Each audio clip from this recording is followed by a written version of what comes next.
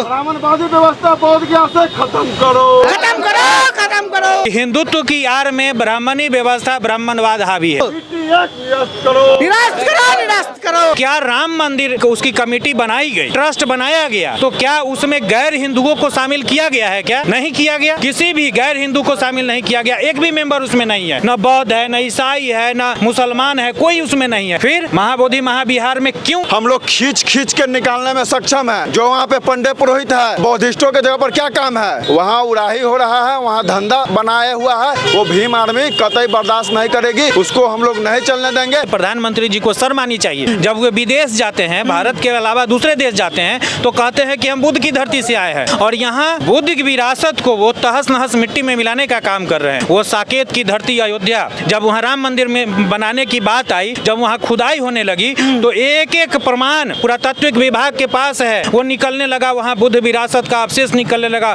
धम्म चक्र निकलने लगा, पिलर निकलने लगा, और तमाम चीजें जो चीख चीख करके कह रहा था कि ये बौद्ध विहार स्थल है, ये साकेत है, यह बौद्धिस्टों का है। और उन्होंने उसको घेराबंदी करा करके, कैमरा बंद करा करके और राम मंदिर का निर्माण कराया। उसमें तो किसी बौद्धिस्ट को शामिल नहीं कराया। और ये महाबोधि महाविहार, जो महाबोधि मंदिर है, ये बौद्धिस्टों का है। प्रधानमंत्री को तुरंत स्वयं संज्ञान लेते हुए और इसको बौद्धिस्टों को सौंप देना चाहिए, नहीं तो ये आंदोलन रुकने वाला नहीं है। हम बुद्ध को भी मानते हैं और सम्राट अशोक को भी मानते हैं। तो मेरे साथ सम्राट अशोक जी का भी तस्वीर लेके हम इशारा कर रहे हैं कि जरूरत पड़ेगा तो फिर वही हाल होगा जो सम्राट अशोक जी करते थे। निरस्त करो, निरस्त करो, निरस्त करो। बोध गया बौद्धिस्टों के हाथों सपना होगा, सपना होगा, सपना होगा। भीम आर्मी जिंदाबाद, जिंदाबाद, जिंदाबाद। जय जय जय जय जय भीम, जय भीम, जय भीम। गौतम बुद्ध की ज्ञान भूमि बोध गया में पिछले 3 महीनों से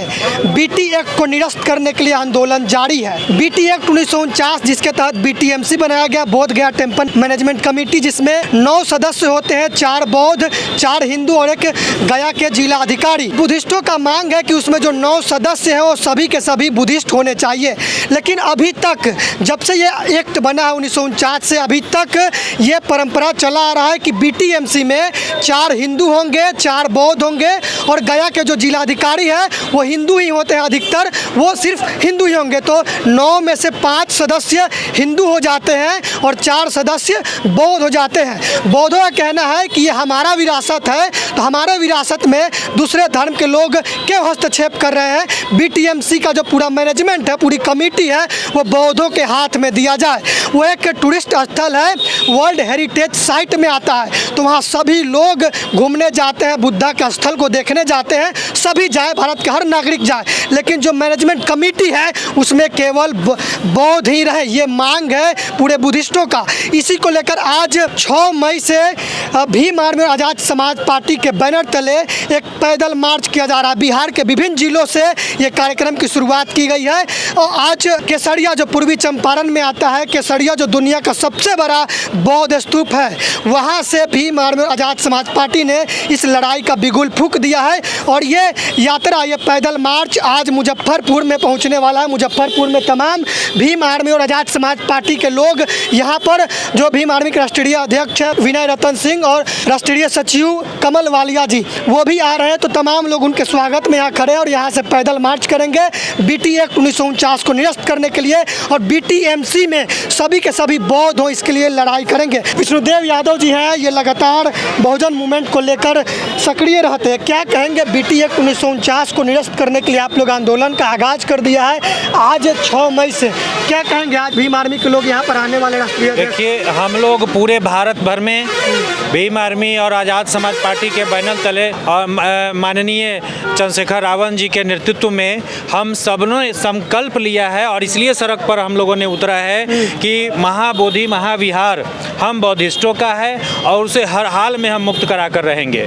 और ये नाजायज़ तरीका से बीटी एक्ट 1949 जो है, ये बिल्कुल आप ये सार्वजनिक रूप से सारे लोग जानते हैं, जब भारत में संविधान लागू हुआ तो उसके पूर्व के जितने एक्ट थे वह स्वतः निरस्त हो जाते हैं, यह संविधान में लिखा हुआ है। जब संविधान लागू हुआ उसके पहले का सब निरस्त हो गए, तो फिर बीटी एक्ट आज तक क्यों लागू है?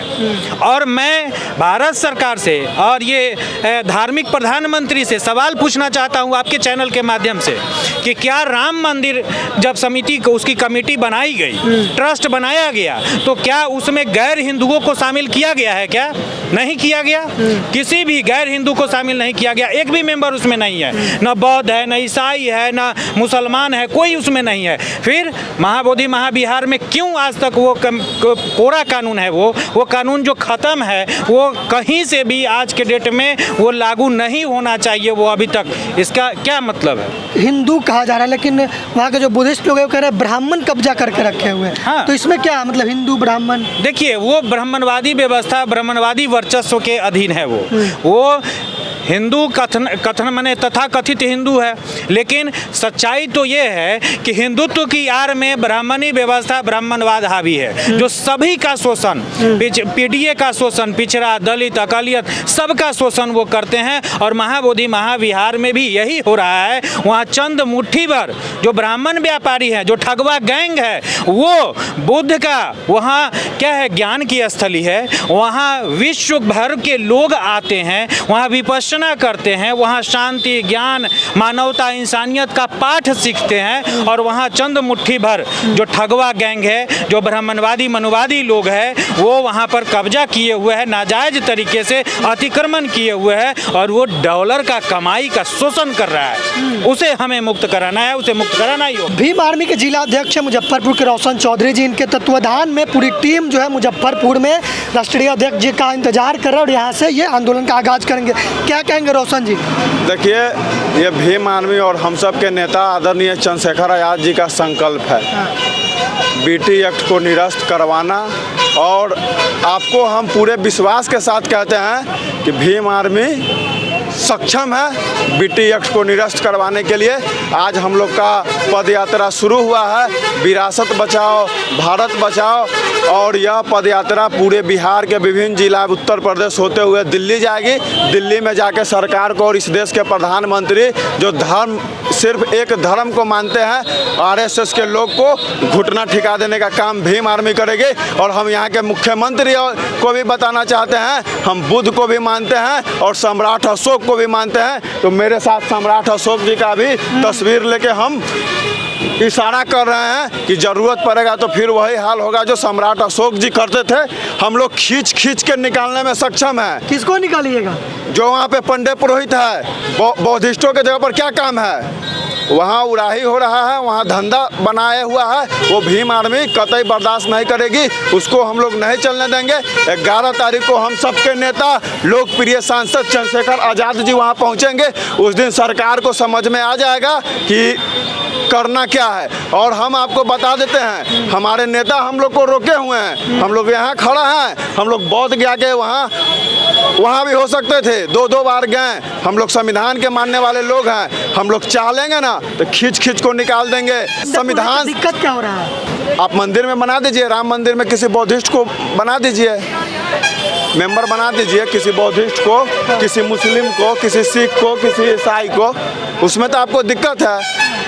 आपको तो दूसरा में चाहिए, डॉलर चाहिए, तो वहाँ डॉलर के लिए वो लोग जो है ना इस तरह का काम कर रहे हैं। हम लोग को ये भी पता चला है कि वहाँ के पैसा का दुरुपयोग होता है, राम मंदिर बनाया जाता है, फलना चिलना, वो सब बंद होगा। विरासत भारत का बचेगा। एकदम बचाने के लिए हम लोग सड़क पे आ गए हैं। और आपको भी पता है कि जो भीम आर्मी के लोग जो चाहते हैं वो करके रहते हैं। भीम आर्मी और बाबा साहब अम्बेडकर के चाहने वाले लोग का एक इतिहास रहा है कि कोई ऐसा आंदोलन नहीं है जो हारा है। हम लोग इस आंदोलन को भी जीतेंगे और बौद्धिस्टों के हाथ में बौद्ध गया को सौंपने का काम भीम आर्मी ही करेगी। यह मैसेज मैसेज पूरी दुनिया में जा रही है और किसी न किसी सोशल मीडिया के माध्यम से, आपके चैनल के माध्यम से प्रधानमंत्री जी को शर्म आनी चाहिए। जब वे विदेश जाते हैं, भारत के अलावा दूसरे देश जाते हैं, तो कहते हैं कि हम बुद्ध की धरती से आए हैं और यहाँ बुद्ध की विरासत को वो तहस नहस मिट्टी में मिलाने का काम कर रहे हैं। वो साकेत की धरती अयोध्या, जब वहाँ राम मंदिर में बनाने की बात आई, जब वहाँ खुदाई होने लगी तो एक एक प्रमाण